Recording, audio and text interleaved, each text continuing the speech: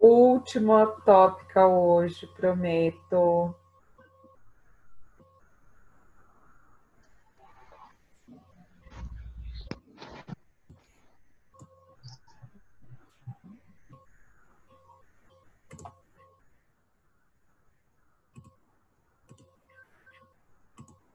Certinho.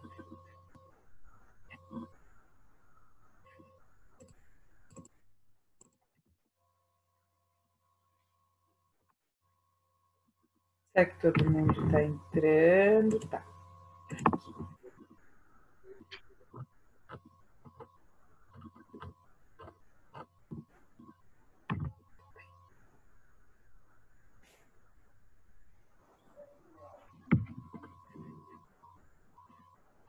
Bom.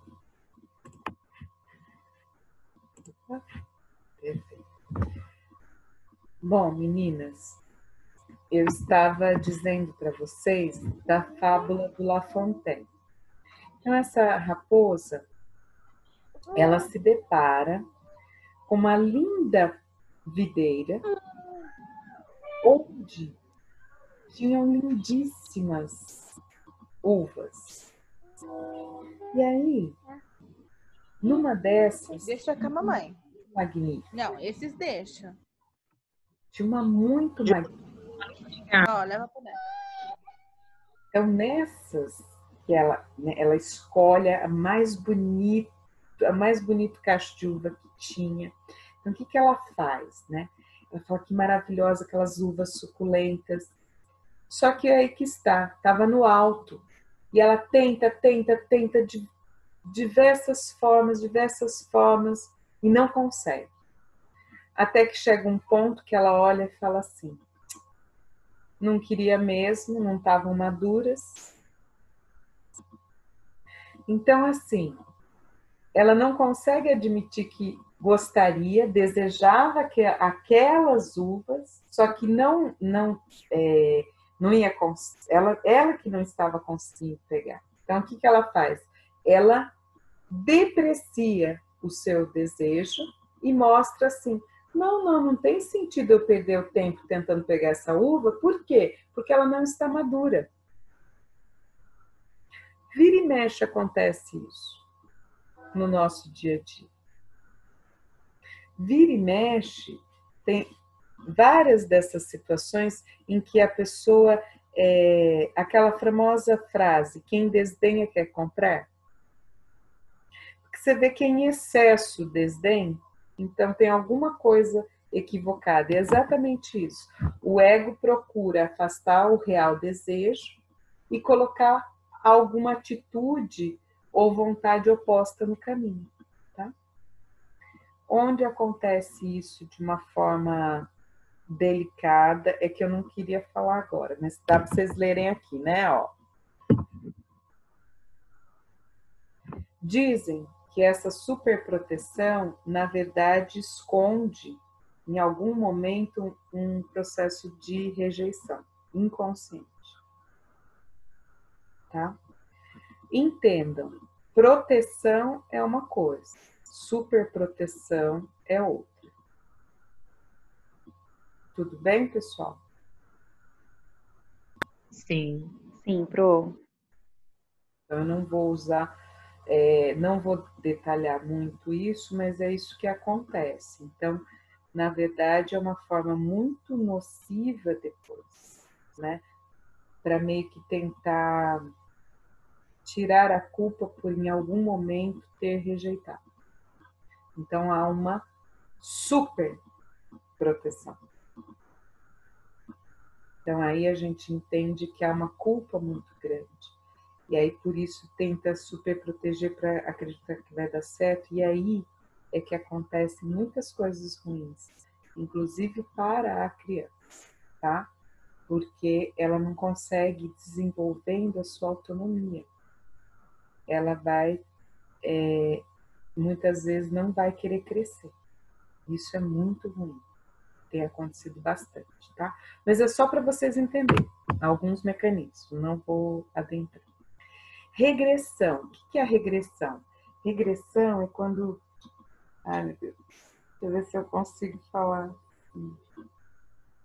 Regressão é quando, em alguns momentos da nossa vida,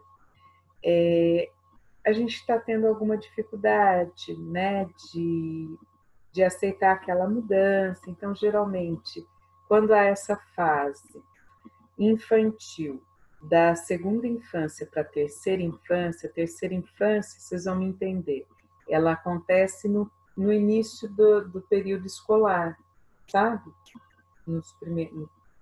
Nos anos iniciais. Então, muitas vezes, aquela criança, ela pode estar com muito receio, né, de perder o afeto dos pais, alguma coisa assim, e fazer o quê? Ela começa a ver que está crescendo, que já está tendo maior autonomia, mas ela fica com muito receio de que ao fazer isso ela não vai ter ainda o carinho dos pais, aquele mimo, aquela proteção, né?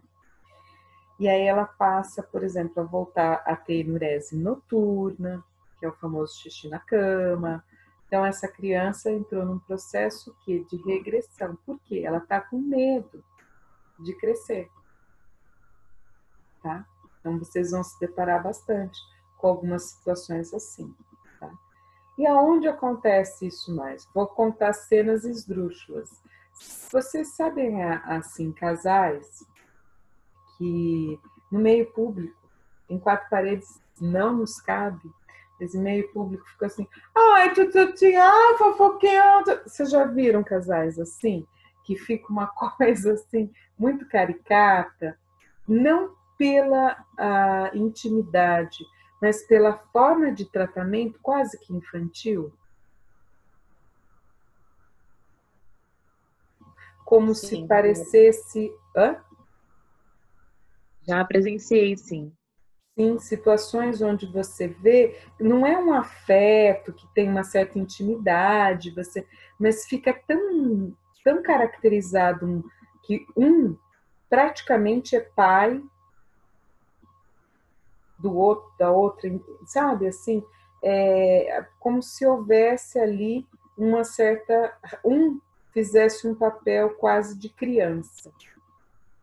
E não por nada, mas assim, e assume esse papel de parecer mais pueril. Pueril é muito infantil, né? Pessoa já jovem, adulta, com comportamentos muito infantis, infantilizados. Então, isso é uma forma de defesa chamada regressão, que a pessoa acredita que dessa forma ela consegue, enfim, ter, né, os domínios dessa relação, enfim, consegue ainda cativar esse amor e por aí vai. Nem preciso dizer que no primeiro momento a criança está se fortalecendo, ela está com muito medo, mas se isso foi bem trabalhado, os pais estiverem junto, né, assim mesmo, então essa criança vai aos poucos conseguindo, sim, e ela vai perceber que continuará com esse amor e vai estar ampliando a autonomia, o conhecimento dela diante do mundo, descobrindo novas etapas na vida dela, tá? Então essa, ok. Essa outra, quando já na fase adulta, essa puerilização, já nem preciso dizer que é um mecanismo não muito bom, de defesa não muito bom, tá? Para essas circunstâncias.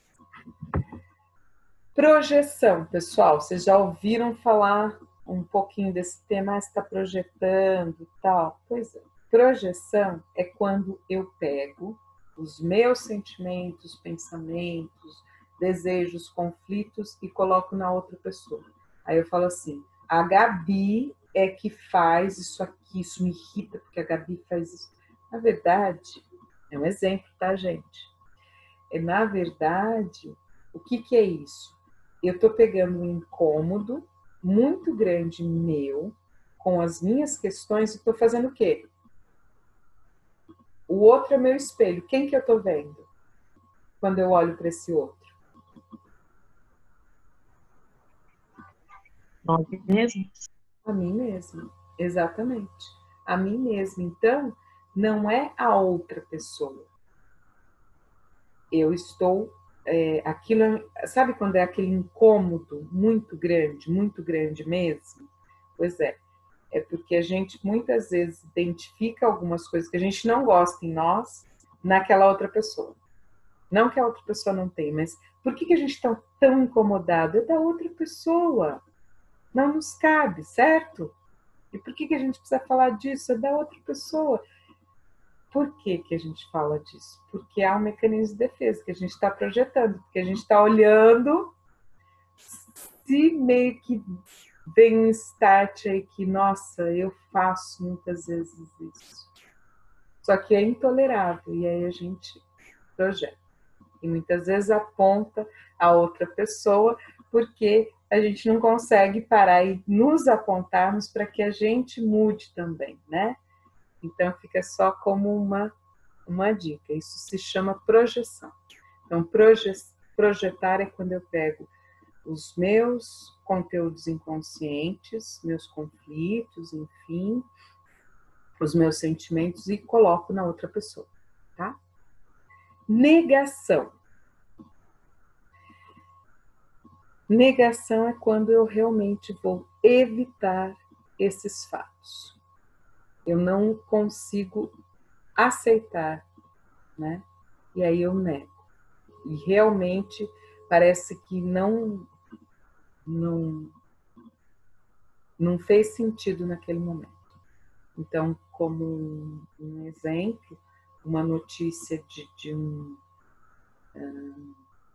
Aqui agora seria um exemplo difícil, mas eu vou fazer esse, tá?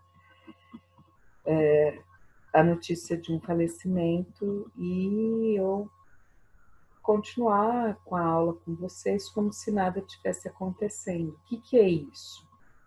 Uma parte minha não negou, bloqueou aquela informação, aquela notícia. Por quê? Porque é muito forte, entenderam? Então a gente chama isso de negação. Então, no primeiro momento a pessoa é o famoso não caiu a ficha ainda, negação, tá? Deslocamento. O que é isso? Ó, deslocar. Eu queria ir para A, mas eu fui aonde? Para B.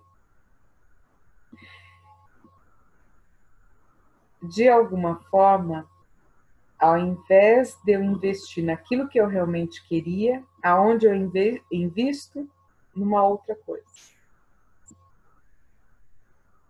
Tá?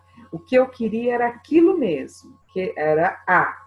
Só que eu não consigo manter isso e passo a fazer o quê? Investir em B. Então, isso a gente chama de deslocamento, tá? Sublimação. Sublimação vocês podem grifar, é um mecanismo de defesa do ego, o melhor, tá? Sublimação é quando eu pego essas energias e produzo algo. Exemplo, nós aqui nesta aula, neste estudo de psicanálise, nós estamos sublimando. Nós estamos pegando parte das nossas energias e trazendo para cá. Quando você vai ler um livro, quando você dança, quando você assiste um seriado, quando você cozinha, quando você planta, quando você escreve o que pensa da psicologia, quando você registra alguma coisa, um vídeo que foi bacana, tudo isso você está sublimando, você está pegando essa energia que você tem e está criando alguma coisa, tá? Está construindo alguma coisa com isso. Não precisa ser construção de concreto, tá? Pode ser simbólico, mas você está construindo, você está, né, operacionalizando isso. Isso é muito bacana. Então você está pegando aquilo que era pura energia e dando um sentido, canalizando em algo. E nós temos muita energia. Se a gente souber utilizá-la, a gente é extremamente, sabe, criativas, tá? Então, quando vocês estudam, da onde está vindo isso? Da sublimação. Saibam que as nossas energias, nós temos muita energia. Nossa energia psíquica, tá, pessoal? Não é a física, mas a energia psíquica, nós temos muita energia. Então, esse é o melhor mecanismo de defesa do ego, a sublimação. Quando eu pego essa energia e crio algo. Tá? E a racionalização? Muito complicado. Porque a racionalização, ela dá um falso papel de coerência. Por quê, Ana Paula? Olha, o próprio nome. Então, a pessoa tenta justificar alguma coisa intelectualmente, racionalmente, da ordem dos sentimentos, da ordem dos desejos. Então, a pessoa, ela geralmente, o que ela faz? Ela desconsidera tudo que é emocional, como se ela tivesse isenta de sentir. Ah, não. Isso aqui é ruim para a minha vida. Não vou nunca mais fazer isso. Não, eu não posso sentir tristeza. Não posso sentir apatia. Isso é ruim para a minha vida. Então eu não vou sentir.